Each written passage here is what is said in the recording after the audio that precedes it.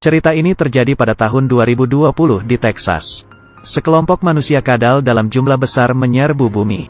Mereka mengendalikan mental manusia, dan memperbudak tubuh manusia, menggunakan cambuk untuk memukul tahanan manusia. Mereka merebut sejarah dan kebudayaan manusia, menggunakan tubuh manusia yang akan mati, untuk membungkus bangunan ikonik di dunia, Menara Eiffel. Aksi ini digunakan untuk memperingatkan manusia. Manusia kadal tidak berhenti menghancurkan gedung-gedung tinggi di bumi. Membantai manusia. Mereka menggunakan orang hidup. Membangun sarang inkubasi yang besar. Manusia menjadi alat perkembangbiakan manusia kadal. Setiap manusia yang melarikan diri mengatakan bahwa sarang mereka lebih mengerikan dari neraka. Mereka menggunakan nanoteknologi untuk membuat bangunan megastruktur yang menghasilkan metana dan membangun atmosfer mereka. Manusia kadal adalah alien yang membutuhkan metana untuk bernafas. Bangunan hitam ini dengan cepat merebak ke seluruh tumbuhan di bumi. Tumbuhan menjadi rusak dan layu. Lalu, suhu di seluruh bumi meningkat. Es di kutub utara dan selatan mencair. Lalu terjadi banjir besar di kota.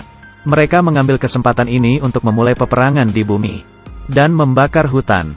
Manusia kesulitan bernafas. Manusia yang berada di dekat bangunan hitam sudah tidak mungkin bernafas.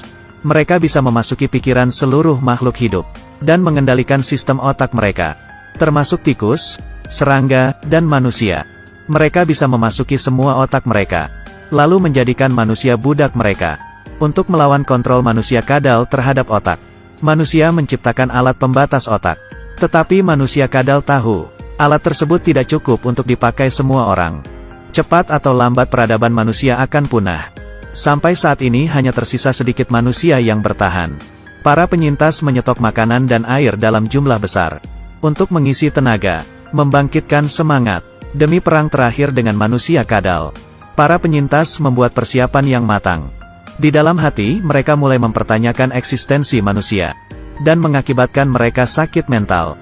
Meskipun logika memberitahu mereka segalanya telah berakhir, tetapi mereka tetap maju. Di dalam sarang manusia kadal terus mengubah manusia, dan mengendalikan mental manusia yang ditangkap. Mereka menganggap manusia sebagai hama, ingin segera menghabisi mereka.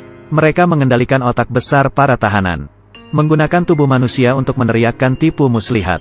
Jangan takut, ikuti saya. Mereka membangun rumah yang hangat untuk kita. Tujuannya adalah untuk memancing para penyintas keluar, lalu melakukan serangan. Tubuh para penyintas telah diikatkan bom. Mereka berencana melakukan serangan bunuh diri. Mereka berencana melakukan serangan bunuh diri.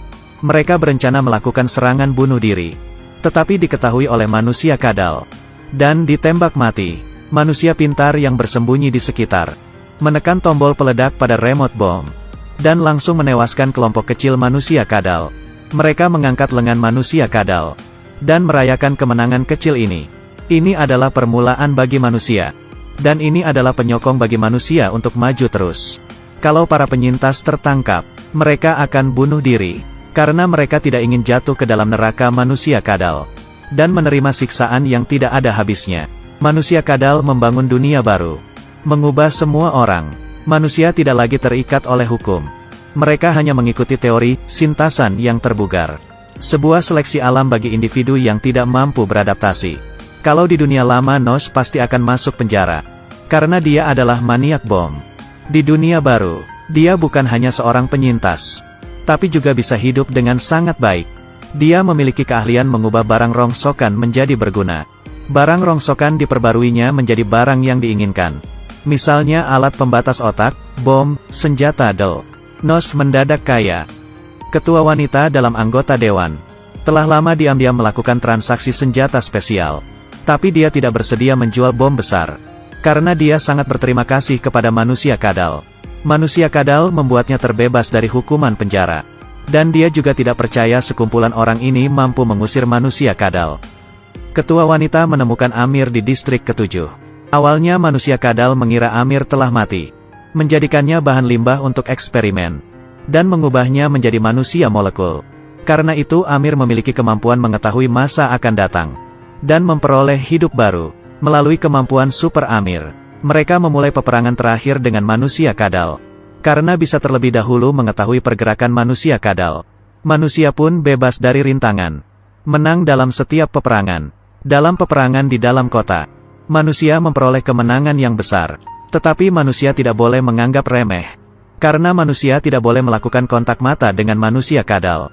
Sekali melakukan kontak maka akan dikendalikan oleh manusia kadal. Kemenangan sudah di depan mata. Tapi manusia kadal memasuki otak tentara. Dan akhirnya menembak anggota sendiri. Ketua wanita langsung membuat keputusan. Menghabisi tentara yang telah dikendalikan.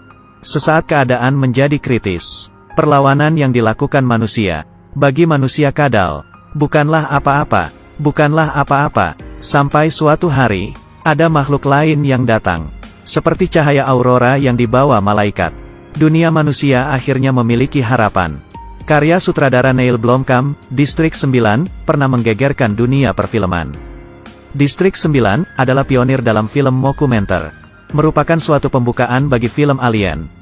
Distrik 9 sebenarnya merupakan film pendeknya pada tahun 2005. Versi panjangnya, Alive in Joburg. Tahun itu saat ilmuwan bangsa alien pergi. Dia menyatakan dengan lantang, 3 tahun kemudian dia pasti kembali. Sekarang 10 tahun telah berlalu. Distrik 10 masih tidak ada kabar. Nyatanya, sutradara ini menghadapi keterbatasan modal. Jadi pada tahun 2018 dia membuat sebuah film pendek berjudul Raka. Sudah jelas, film pendek ini adalah Distrik 10 yang tidak sempurna. Raka pernah membuatnya terkenal sekali lagi.